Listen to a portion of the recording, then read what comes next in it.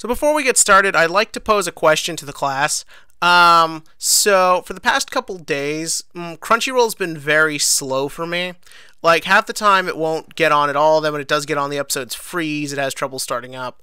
I think it's because of the increased traffic caused by the fall of Amazon strike and thus more people going onto their site, thus causing the servers to run slower, because it even happens when I try it on my phone. So I want to know, is that it, or has Amazon hacked Crunchyroll in an attempt to take it over so they can get all the money, get all the streaming? Think about it. You think Amazon would just go down without a fight like this? No, no, no, no, no, my friends. What if this is all a secret plan to just take over the whole anime industry?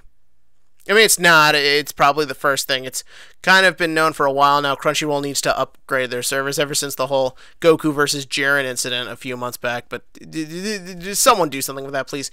Anyways, so we're back after a 2-week hiatus. I actually don't really know if the episode did come on in between them, but I'm on Crunchyroll's time because I'm fucking paying for it. So I watched both episodes at once, and this was... oh, Jesus. So, the duel between Aoi and Spectre, when we saw what it was going to be based around in the episode preview a couple weeks back, I was not excited. The minute I saw that it was going to turn out there's a reason Aoi is Blue Angel, I kind of got a very worried feeling as to where things were going with this character.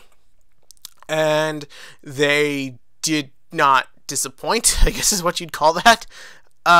Giving Aoi, making it that there's a reason she's Blue Angel is a very bad idea. Like, the thing is that, why does it matter? It's like when they did X-Men Origins Wolverine, and there's a whole scene dedicated to showing where Logan got his leather jacket. Who cares? It's a fucking jacket. And the same thing here, because, well, who cares? Why is it important? And before you go like, oh, it reveals more about her past, we learned nothing. Like, we genuinely learned nothing we didn't already know or couldn't already infer for ourselves. If they made it that this was the book Aoi's mother read to her, or maybe, I don't know, Aoi's mother was a writer and this was a book she wrote, just something to develop the character further. But let's stick on the topic of why this kind of hurts the character. So I, like a lot of people, when we first saw Aoi's design all those, like, I guess like maybe 10, 12, almost a year ago, I don't know. When we saw all that back then, many people, myself included, were kind of indifferent to Aoi's design. We didn't hate it necessarily, but I at least personally just didn't really have any reaction to it. It was very plain looking, but then it kind of grew on me. Like, I kind of like the idea that she isn't a over-feminized beauty queen, because all 5 of these Yu-Gi-Oh girls, as much as a couple of them try to make it look like they're just sort of not standouts, these 5 girls are fucking beautiful. Like, don't try and deny it. So I like the idea that Aoi would maybe be a bit more quiet, a bit more reserved, not homely necessarily, but not someone who would stand out, which would fit considering what we knew about Yusaku at the time, as also being someone who really keeps to himself and doesn't like to stand out. Then we saw the Blue Angel design when we learned more about what Vrains would be about, and I actually kind of liked the idea. I liked the idea that to sort of become this famous idol duelist, Aoi basically reinvented herself as what everyone wants. She made her Blue Angel design the sexualized, the very feminine, very fun, overexcitable. Like, it made sense. Like, I sort of like the kind of meta-commentary on it. And rather you think that was intentional or not, it's what it kind of turned into. And then the show premieres and they play into it, like with the way she changes her voice, with the way the audience responds to her. It was a really neat idea. So when you go and take away what made that fun and make it, no, she's Blue Angel 'cause emotion, sadness, it doesn't add anything to it. And getting back to my previous point, they don't add anything to it. We now know, after everything we've been through with this girl, that Akira was not cold to her, that basically where their lives went is what made him cold. But we know that he does very well love her and care about her. We know she really loves him and looks up to him. We know that they had hard times together and they were better for it and because of it. Why do we need to make it that they bonded over a fucking kid's book that sounds like a bad magical girl anime? Like, and if you want to go with anything else it kind of infers, we know Aoi's parents are dead. We know these things. We've seen, if you want to say that, well, losing this duel means Aoi will have to get stronger, or sort of being torn down like this means she'll have to get stronger. We already saw this. You can make the argument, well, she's got to learn to stand on her own 2 feet. We already saw her stand on her own 2 feet. We've seen all this already. Why do we need a repeat of it? And a useless repeat. The whole thing just sort of reeks of studios being like, well, we need status quo to stay on the male characters, so the female characters, well, we have a 5-thing list of what you do with female characters and these kinds of things, so this is that. You make it that she can't just come up with an idea because she's got to. It's got to be because she's emotionally distraught. You can't make it that she could potentially be the hero, because it's not like she has the best deck and is clearly the best duelist. Look at fucking Playmaker. No, it's got to be she's going to lose, and then when she's gone, she'll motivate everybody to save her. Her brother will realize how much he misses her and how much he needs her in her life. Yusaku might notice his feelings for her, and Go will just be there. Who cares? Again, this is all just very common and pointless, and why? Now, to be fair, before anyone points this out, yes, they very clearly and deliberately don't show you in the scene, the post-credit scene, the preview, what happens to Aoi. Like, they very clearly keep her out of that. So, potentially, she might still be around, and considering Yusaku goes up against Spectre next, they might potentially make it that Aoi continues to try and reason with him, which could also be interesting, but again, why does she need to be in a supporting role? Why does she need to be the typical damsel who's the emotion to everything? Why can't she just take down Spectre and figure out what to do with him later? It makes more sense. You expect me to believe Trickstar gonna lose to a fucking tree? Let's talk about the duel for a minute. She lost to a fucking tree. A tree, people. Remember the last plant deck? Remember how it was all just stuff you'd find in a greenhouse, but made to look really creepy and disturbing? Remember that guy? Remember Yuri? I miss Yuri.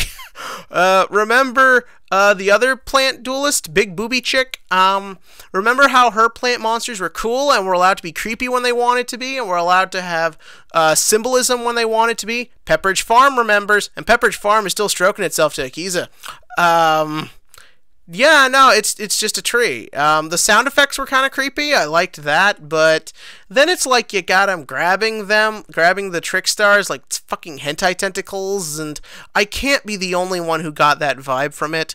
And rather you think it's intentional or not, it doesn't change the fact that that is the typical association. You see tentacles, and they're grabbing all these fucking waifu cards, and then they go into the duel discs. I half expected one of those tentacles to go up her skirt. I know it sounds ridiculous because it's Yu-Gi-Oh, but like, it's how you frame it, and this is clearly how they framed it, and it was very clearly intentional.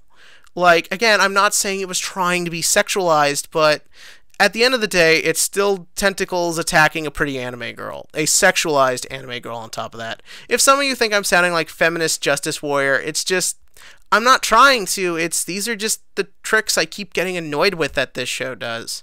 And then we're kind of going on time here. Spectre. This character, they tried really hard to make him scary. It didn't work for me. The big problem here is that they don't let him go crazy enough. They don't let him lose it. And I think part of that is I don't think they really even knew what to really do with this duel. I think they knew all that stuff I brought up would probably be inferred, but they didn't know how to make it interesting or what to replace it with. So you get this guy who kind of sounds like he wants to fuck this girl. You get this guy who kind of sounds like he jerks off to the idea of torturing people. You get that, but they don't really do anything with it. And before you say, well, it's Yu-Gi-Oh, it's for kids.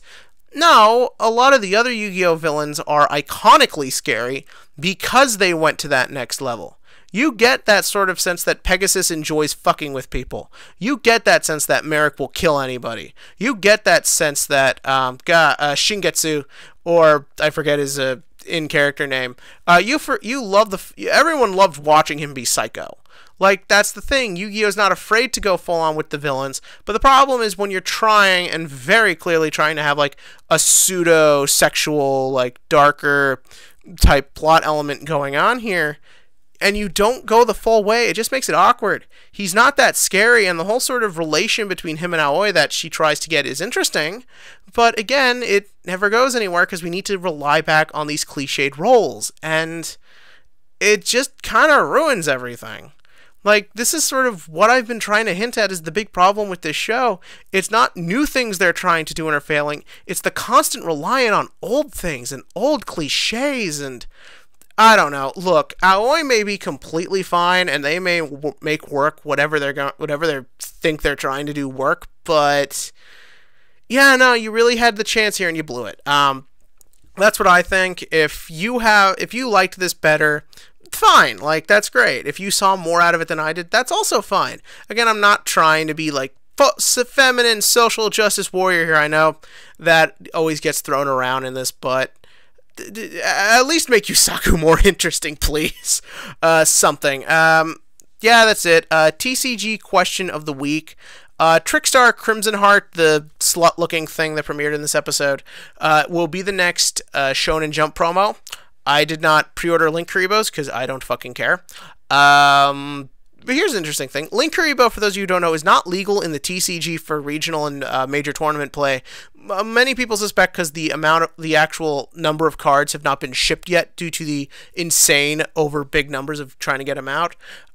So do you think this could happen again with the Trickstar thing? This Trickstar obviously isn't as good as some of the other things, but with the fact that Trickstars are constantly getting support and good support, it begs the question, is it better to get this and hold on to it? Is it better, by the time we get this thing, will Trickstars have changed to the point where it's good? It's hard to tell where this deck is going.